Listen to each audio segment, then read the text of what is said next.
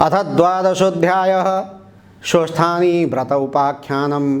कुमारजी आज्ञा गर्नुहुन्छ हे अगस्त्य मुनि। त्यसपछि हिमालय पर्वतले आफ्नी पत्नी मेनका गर्भिणी भएको थाहा पाई अत्यन्त हर्षपूर्वक आफ्नो मर्यादा अनुसार उचित कर्म गरिदिए। 10 महिना पुरा भएपछि मेनकाको गर्भबाट हिमालयकी कन्या जन्मिन्। ती कस्ती कन्या थिइन् भने 1000 सूर्यको तेज जस्तै तेज भएकी, रक्तवर्ण र कोमल अङ्ग एवं परम सुन्दरी, पद्मपत्र जस्ता नेत्र भएकी, 32 लक्षणले युक्त कन्या जन्मेकी देखेर हिमालयले वशिष्ठ प्रभृति ऋषि र गर्ग आदि ज्योतिषीहरूलाई डाक्न पठाएर विधिपूर्वक न्वारन गराए। अनि वशिष्ठ प्रभृति ऋषि ज्योतिषीहरूले विदा हुने बखतमा भने, हे हिमालय, यस बालिकाको नाम पार्वती राख्यौँ। हे गिरिराज, तिमी धन्य रहेछौ। यी बालिकाले श्री महादेव स्वामी पाएर 14 भुवनकी स्वामिनी, समस्त पापी र दुष्टहरूको संहार गर्दैछन्। तिम्रो श्रद्धा भक्तिले हामी सन्तुष्ट भयौँ। अब आज्ञा पाए आफ्ना आश्रममा जाने थियौँ। यति वशिष्ठ आदि ऋषि ज्योतिषीहरूले त्यस्तो भनेको सुनि हिमालय पर्वतले प्रसन्न भई नाना मणिमाणिक्य सुवर्ण द्रव्यादि दक्षिणादि प्रणाम गरेर विदा भए। अनि समस्त आगन्तुक र वशिष्ठ प्रवृत्ति ऋषि ज्योतिषी आफ्ना आश्रममा गए। त्यसपछि पार्वती शुक्ल पक्षका चन्द्रमा झैँ दिनदिनै बढेर ठुली भइन्। तिनी खेल्दा पनि शिव पूजा गरेर नै खेल्दथिन्। यस्ता प्रकारले बाल अवस्थादेखि शिवको भक्तिमा चित्त लगाइरहेकी थिइन्। एक दिन नारद मुनिले विष्णु भगवान कहाँ गएर भने, हे वैकुण्ठनाथ, हिमालयकी कन्या पार्वती सबै तरहले तिम्रो योग्य छिन्। कस्ती भने लक्ष्मी भन्दा पनि सुन्दरी, 32 लक्षणले युक्त भएकी ती कन्यासँग तिमी विवाह गर। यति नारद मुनिले भनेको कुरा सुनि विष्णु भगवान आज्ञा गर्नुहुन्छ, हे मुने, के हिमालयले ती कन्या मलाई देलान्? र नारद मुनिले उत्तर दिए, त्यसको चिन्ता तिमीले लिनु पर्दैन, म अहिले गएर पक्का निधो गरेर आउँछु। यति भनी नारद तुरुन्त हिमालय कहाँ पुगे। हिमालय पर्वतले भेटेर उचित सत्कार गरिसकेपछि नारदजी भन्दछन्, हे गिरिराज, तिमीसित केही भन्न आएको हुँ। तिम्री कन्या पार्वती वैकुण्ठनाथ विष्णुलाई देऊ।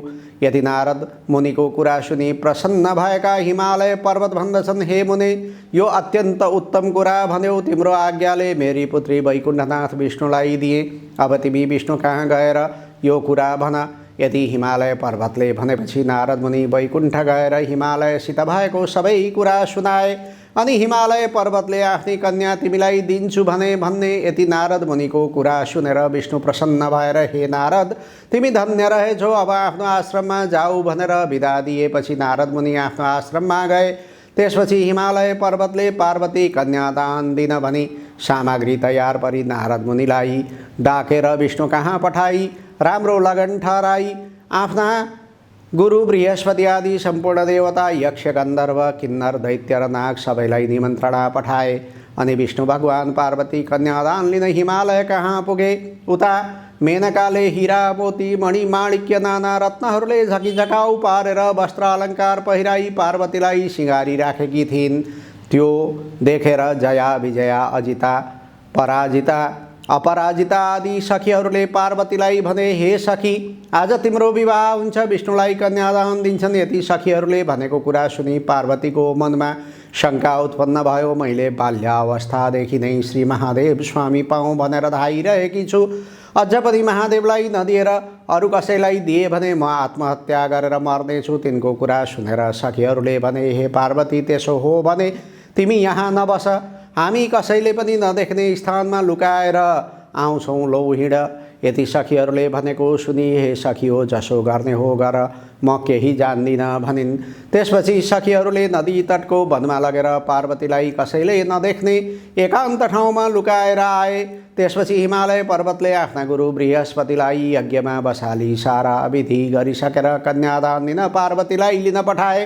तर घरमा देखेनन् र यताउता सबै खोज्न लगाए, कहीँ पनि पाउन सकेनन्। र हिमालय पर्वतले अत्यन्त व्याकुल भई गुरु बृहस्पति कहाँ गएर पार्वती कहीँ पनि छैनन्। अब के कसो गरौँ भने यति हिमालय पर्वतले भनेको सुनि गुरु बृहस्पतिले यस लग्नमा भएन भने विष्णुलाई बिन्ती गरे अनि आएका निम्तारू जति सबै फर्केर आफ्ना आश्रममा जाँदा भए। उता सखीहरूले पार्वतीलाई वनमा लुकाएर आएपछि पार्वतीले नदी तटमा गएर बालुवा ल्याई त्यसको पार्थिव शिवलिङ्ग बनाई श्री महादेवको आराधना गर्न लागिन्। उसै बेला दुई दैत्य प्रघोष र धमघोष आएर पार्वतीको सौन्दर्यमा लोभिएर अनेक प्रकारका नराम्रा चेष्टा देखाउन लागे।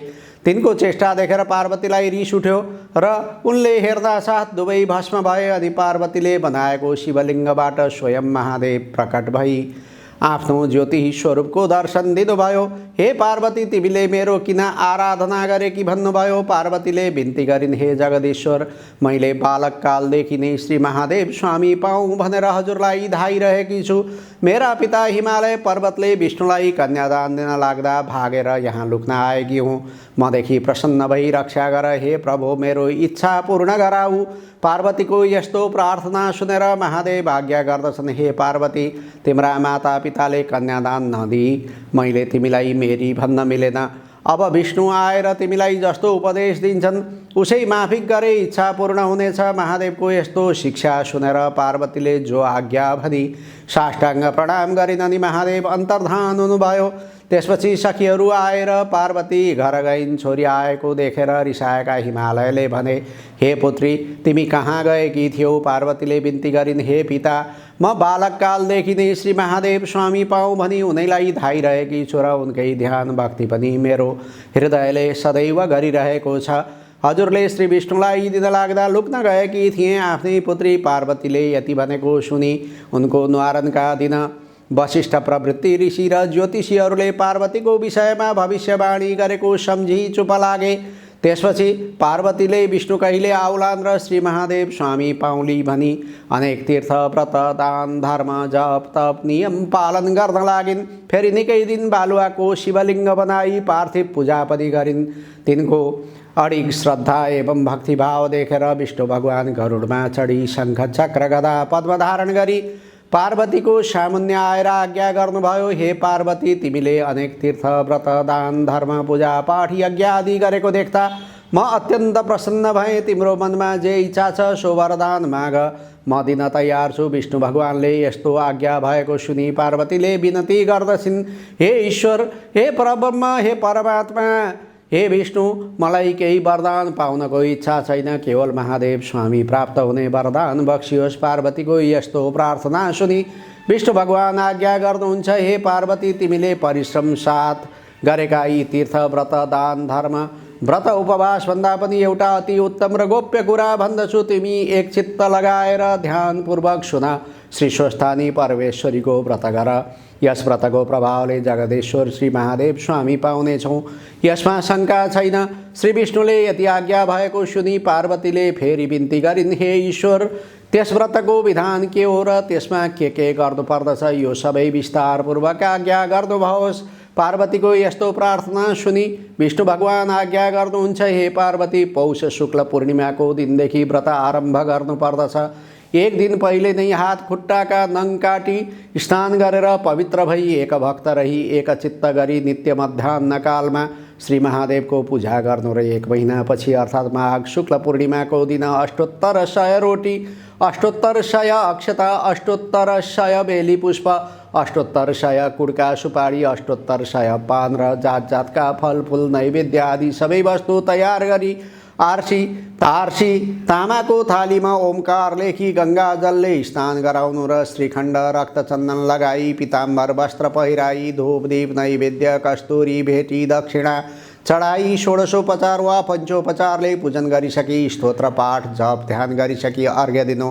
अनि हे पार्वती स्वस्थानी परमेश्वरी भनेकी कस्ती छन् भने अष्टाशु च दलेष्वेव मातृकाष्ठ स्थितास्तथा खड्गं त्रिशूलं चोर्ध्वं च अर्घं च वरमुत्पलं चतुर्भुजां त्रिनेत्रां च सर्वालङ्कारभूषितां सुवर्णवद्विकासाभं स्वस्थानीं जगदीश्वरीं।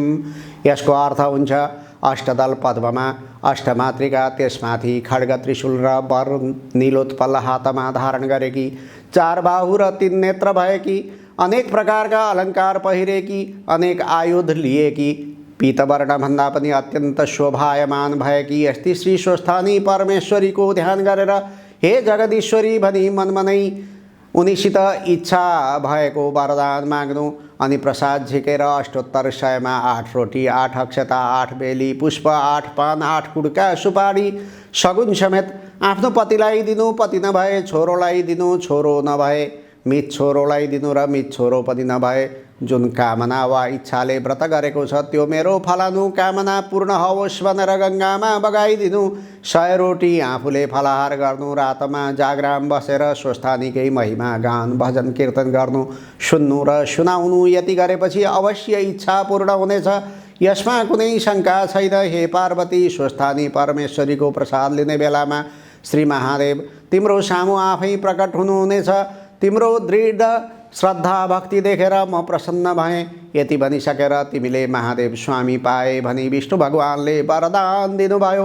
हे अगस्त्य पनि नारायण विष्णुले यति आज्ञा भएपछि पार्वतीले मनमा सन्तोष र आनन्द मान्दै श्रद्धासहित विष्णुको पनि पूजा र प्रणाम गरिन्।